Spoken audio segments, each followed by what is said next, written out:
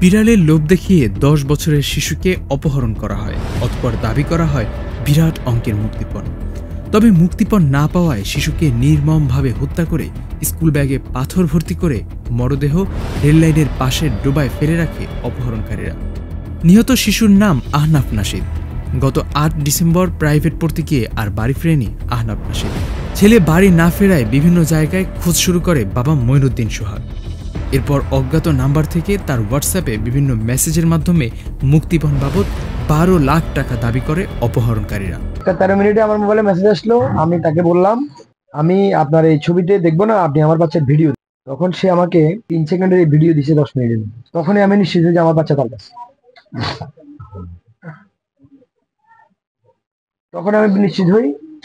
কাছে। সে আমার কাছে 12 লাখ টাকা দাবি করে। আমি তাকে বললাম যে ভাই 12 লাখ টাকাতে এই মুহূর্তে দেওয়া সম্ভব না, কারণ এখন অনেক গভীর রাত হয়ে গেছে।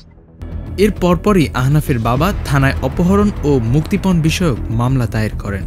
গত 11 ডিসেম্বর পুলিশ আহনাফের মরদেহ উদ্ধার করে।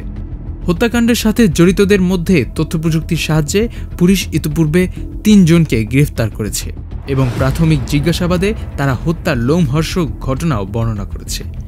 তারা জানায় বিড়ালের লোভ দেখিয়ে আহনাফকে নিয়ে ঘুমের ওষুধ খাওয়ানো হয়। এরপর আহনাফের ঘুম ভাঙলে বাড়ি যাওয়ার জন্য কান্নাকাটি শুরু করে এবং অপহরণকারীদেরকে চিনে ফেলে। নিজেদের পরিচয় আত্মগোপনে রাখতে অপহরণকারীরা আহনাফকে হত্যা করে। এ ঘটনায় আরও কেউ জড়িত থাকলে তাদেরকেও অতি দ্রুত গ্রেফতার করার আশ্বাস দিয়েছে পুলিশ। জুবায়ের জারির, heaven tv.press।